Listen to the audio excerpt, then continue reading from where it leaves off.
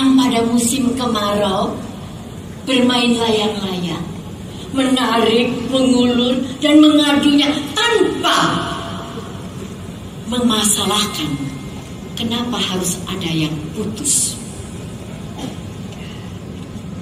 Tanpa memperhatikan awan-awan yang suka berharap nun jauh di sana, dan tak pernah terlintas dalam benak mereka untuk bertanya, apakah langit yang merupakan kerajaan layang-layang itu ada batasnya?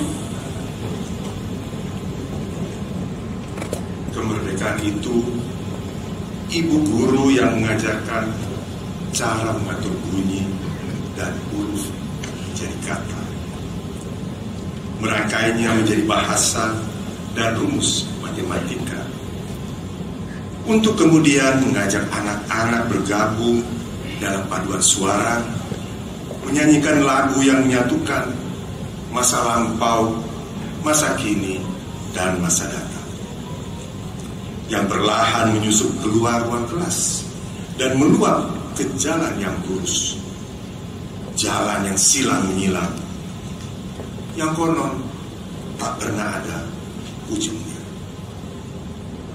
Kemerdekaan itu perempuan dan laki-laki yang menjalar seperti ular beriringan di sela-sela kebun teh. Ketika cahaya pertama matahari menyentuh ujung caping wajah, untuk kemudian menembus pakaian mereka yang cumpang-camping agar bisa meresap ke pori-pori kulit. Semua itu menyatu begitu saja di pundak bukit, tanpa pernah ada yang bertanya, siapa gerangan yang mengaturnya?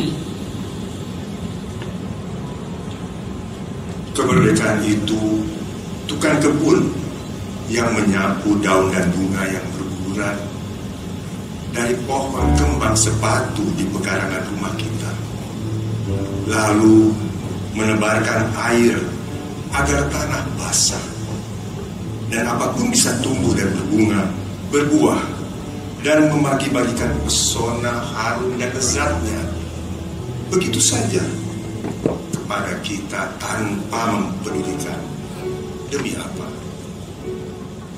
Kemerdekaan itu Pak Tua yang sendirian di atas perahu beberapa kilometer jauhnya dari daratan, membawa jaring kecil dan joran yang di ujung tali pancing dipasangnya umpan.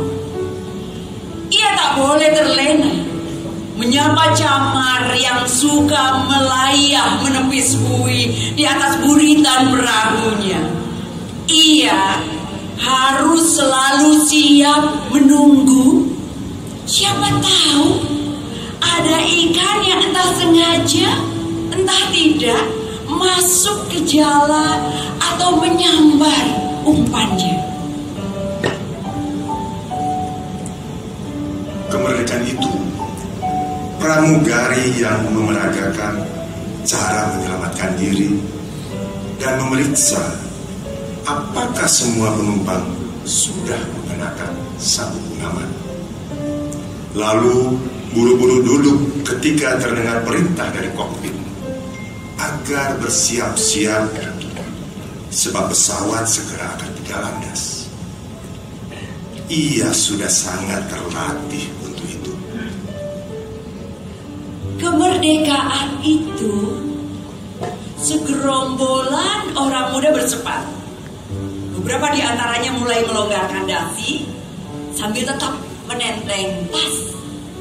Beberapa lagi memperbincangkan berita koran hari ini, menunggu bis kota di shelter. Tak bosan-bosannya menoleh ke kanan, harap-harap cemas menunggu, moga-moga ada bis yang masih bisa menampung mereka sampai ke rumah dengan selamat meskipun terlambat.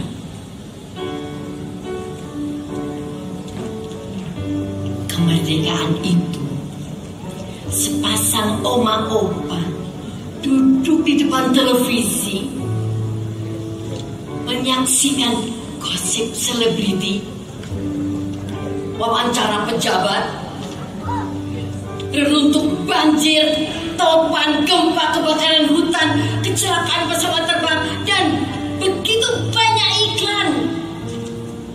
Semuanya tak tertampung lagi dalam memori yang sudah begitu terbatas.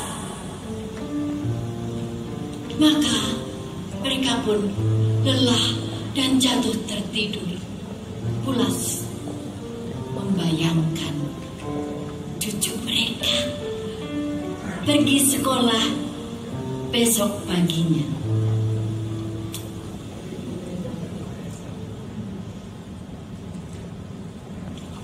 Kemerdekaan itu selembar bendera merah putih kecil saja, yang sejak lama ada di sudut pagar rumah kita dan senantiasa menatap sebatang rumput yang akarnya mencengkeram tanah, betapa keringnya pun, yang tak pernah memasalahkan percintaan tulus dengan embun yang menyelimuti mereka malam-malam dan harus sesaat menjelma kabut untuk segera raib. Tak pernah dipersoalkannya mengapa ia di sana, menyayangi rumput yang merasa bahwa tugasnya hanya tumbuh apapun musimnya.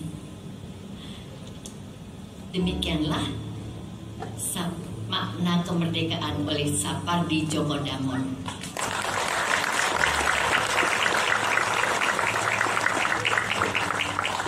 Sapardi Djoko Damono, 17 Agustus 2017.